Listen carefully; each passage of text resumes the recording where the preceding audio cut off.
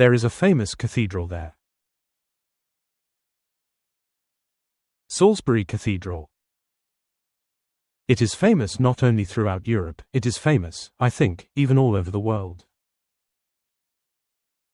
It is famous for its 123-meter spire. It is famous for its clocks. These are Ruslan Boshirov and Alexander Petrov, officers of the Russian GRU, and both are accused by Britain and the entire civilized world of attempting to assassinate Yulia and Sergei Skripal. But the story of the cathedral and its spire is a legend that should cover them. And an interview with propagandist Margarita Simonyan in 2018 became a worldwide political meme. It often happens that in order to complete the task, agents of different countries come up with a so-called cover story, a legend that covers the true identity of the agents. For example, Israeli spy Eli Cohen disguised himself as businessman Kamel Tharbe to go to Syria. He spent almost a year in Argentina to establish ties with the Syrian community there. FBI agent Joe Pistone has been rubbing into the trust of a mafioso for about 6 months under the fictitious profession of jewelry thieves and the name Donnie Brasco. But Boshirov and Petrov needed only 2 days to complete the task without any cover. And as a result, a failed assassination attempt and an international scandal. But what was it? The audacity of the special services of the Russian Federation, or, perhaps, their crookedness. We sat in the park and drank coffee. We walked. We enjoyed this English Gothic, this beauty. Honestly, this is probably the most ridiculous cover-up story I've ever heard. Before we tell you about the attempt on Skripal's life with the help of a dangerous nerve agent, a little background about who Skripal is and why they decided to remove him.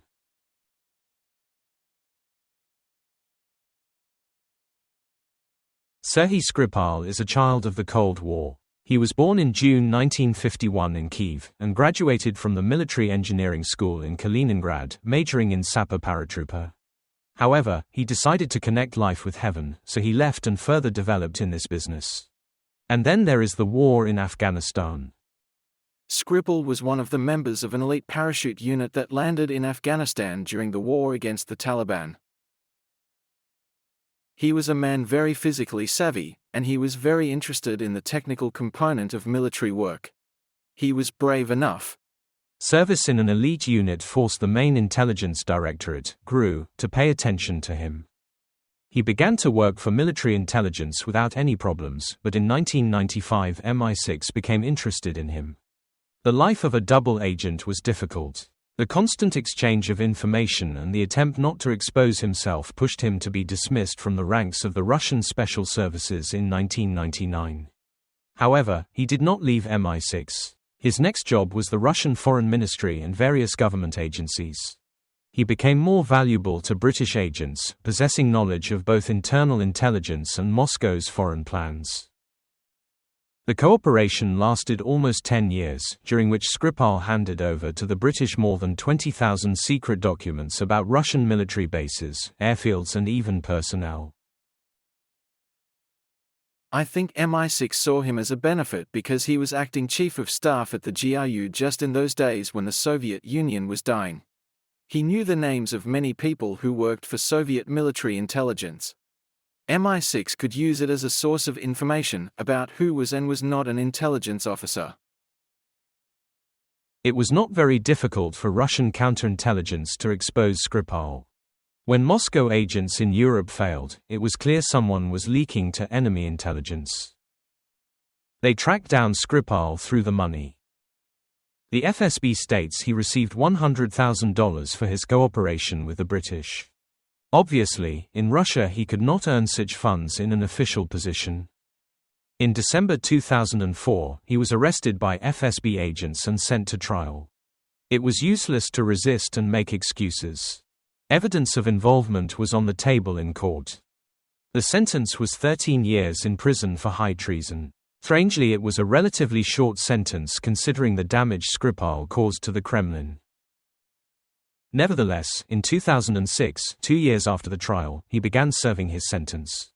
First of all, he betrayed his friends who were working undercover. Skripal gave out more than 100 names, and this was a great loss. But he was not destined to serve his sentence in full. Then Russian President Medvedev signed a decree pardoning Skripal and 3 other spies convicted of treason. They were prepared for the exchange of spies in 2010. 4 double spies, betrayed by the Russians, were exchanged for 10 Russian detainees from the US. And so it happened. After serving almost 5 years, Skripal was released, and he himself asked for asylum in Britain, settled in Salisbury and began lecturing about Russian special services and worked as a consultant for MI6. More detailed information about his life is not disclosed. Instead of looking at his past, we need to look into his recent history, ask what he did during the 8 years that he lived in Britain, with whom and for whom he worked, with whom he communicated and with whom he held business meetings. All these issues remain blurred to this day.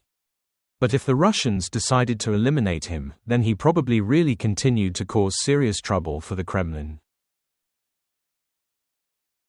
Despite Moscow's repeated claims of Skripal's harmlessness, the democratic world remembers past incidents.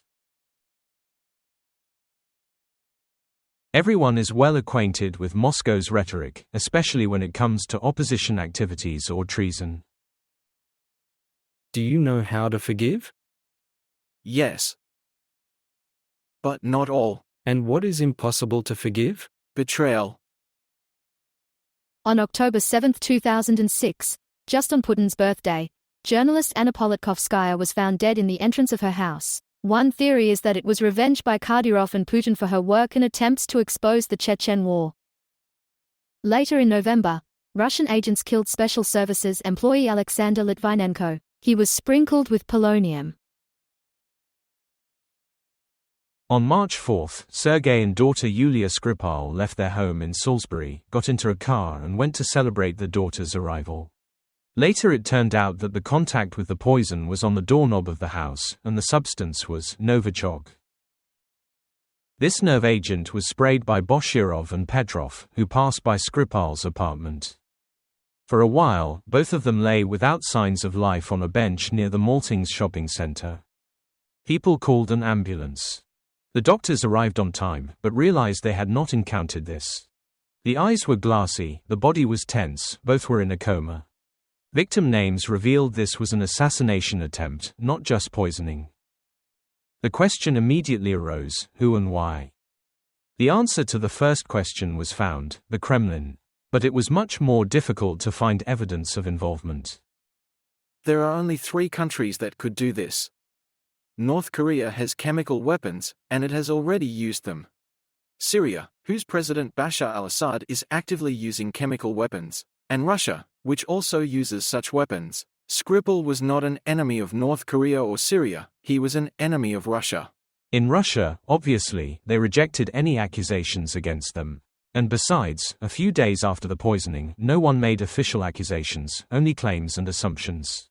The news of the poisoning quickly spread not only to the British media, but also to the news portals of the largest publications and TV channels on the planet, but not Russia. There, the propaganda machines continued to claim that the Skripal poisoning was an attempt to frame the Russian government and once again make Moscow responsible for all the world's troubles.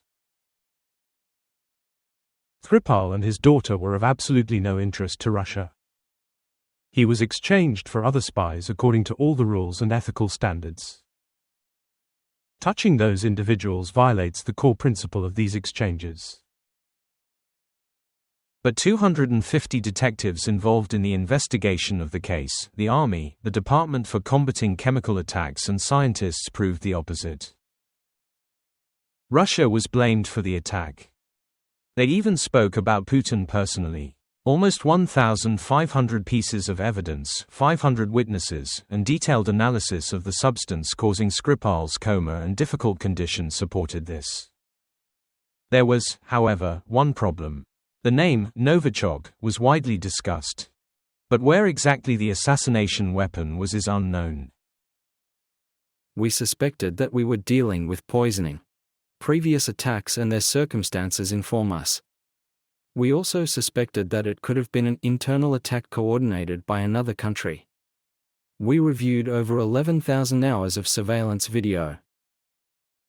We peered into every frame to catch the moment when we identified the two attackers. And once we did that, we started digging further. Suspects Boshirov and Petrov were the heroes of Russia. They received apartments worth millions of rubles from the country. Both fought in the Donbas. This became known thanks to researchers from Bellingcat, which investigated the crash of the MH17 plane. So, they managed not only to get their photos, but even to show the world the passports, images on the GRU Board of Honor and many other pictures. Bellingcat and British intelligence independently concluded the Kremlin and its GRU were behind the attack.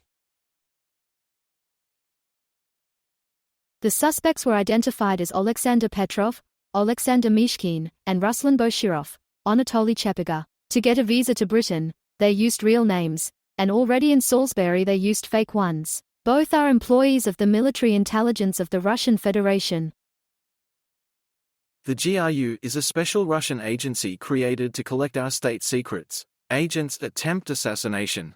The GRU is a very strong structure. 10,000 employees pose a threat to Western countries. At first, no one thought about Novichok.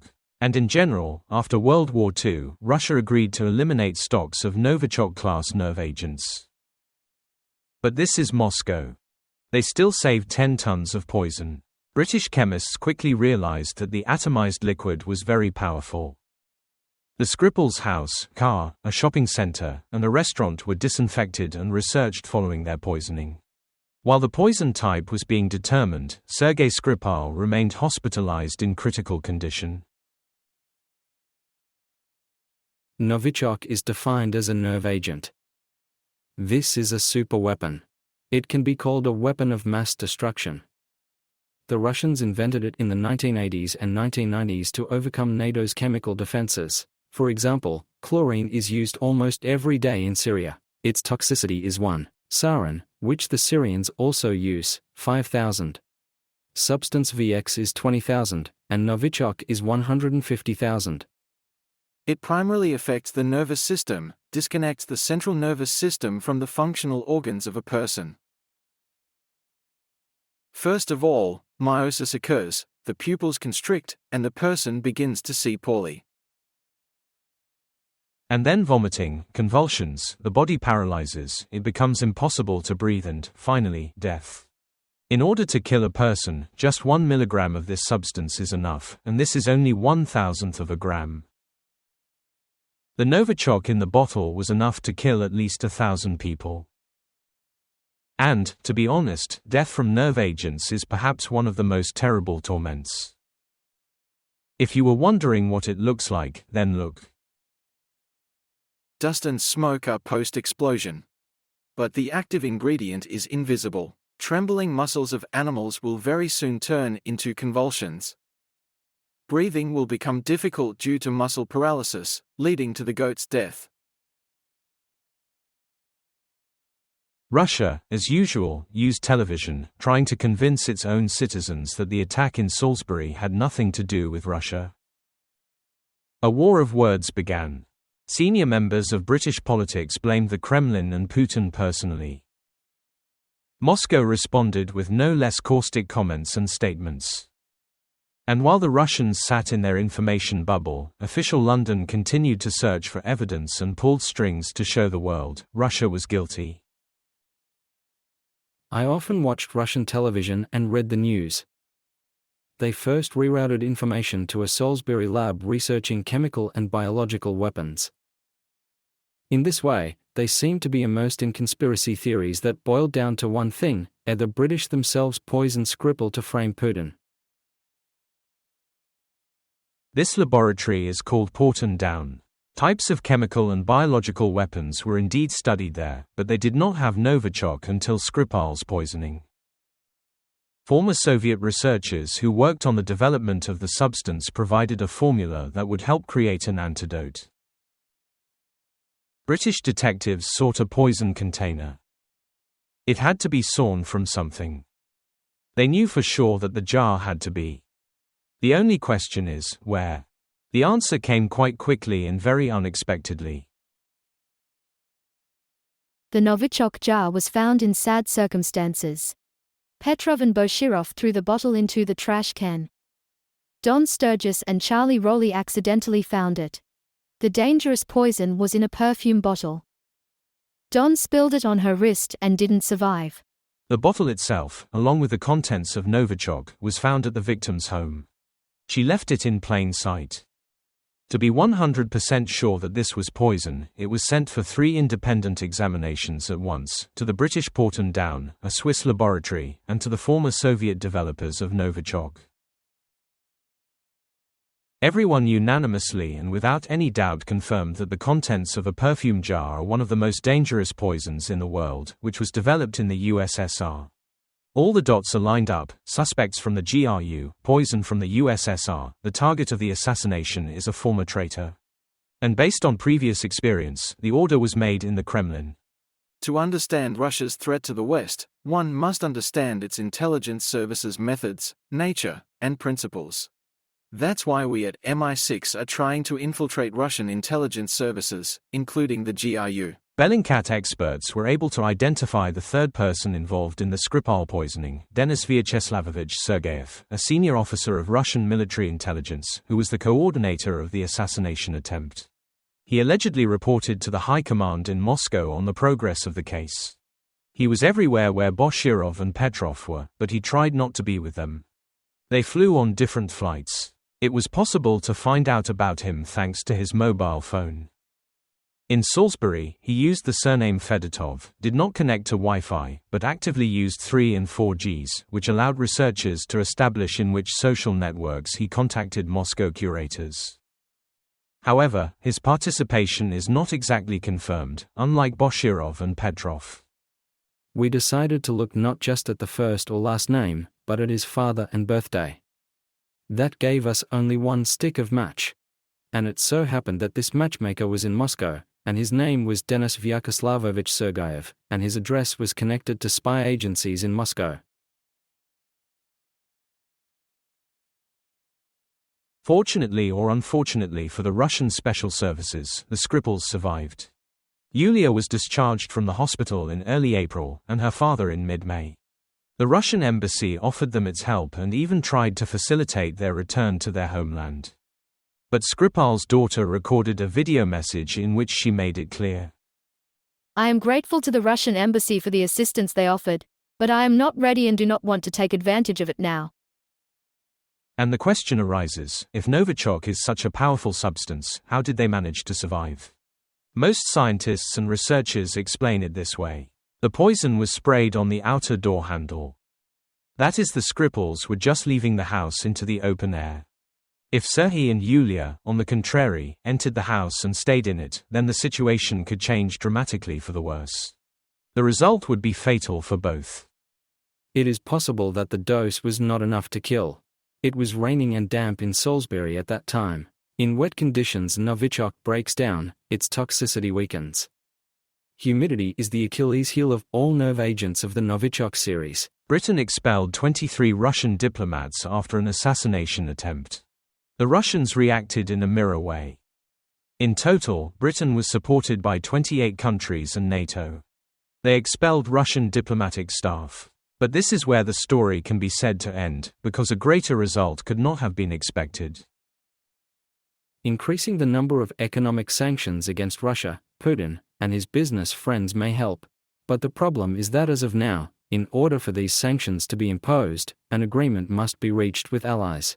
And this is not the best option for negotiating with those who are dependent on Russia for energy. Moscow was unpunished, guilt-free, and Boshirov and Petrov remained in Russia. The only reactions are diplomatic expulsions and a boycott of the Russian football championship. Britain and several other countries refused to let their national teams on the field. Politicians and royals also faced this, but the Russians were indifferent to the boycott. To be honest, it was a purely symbolic gesture, after which I don't think Vladimir Putin lost his vigilance. As for the World Cup boycott, who even pays attention to whether Prince William is there or not, or even any other politician? Even the fact that they refused to send the team. Guess what? The Italian team will come and show much more interesting football.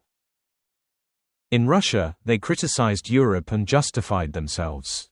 But one thing still remains blurred and incomprehensible. Are Russian special services really that incompetent?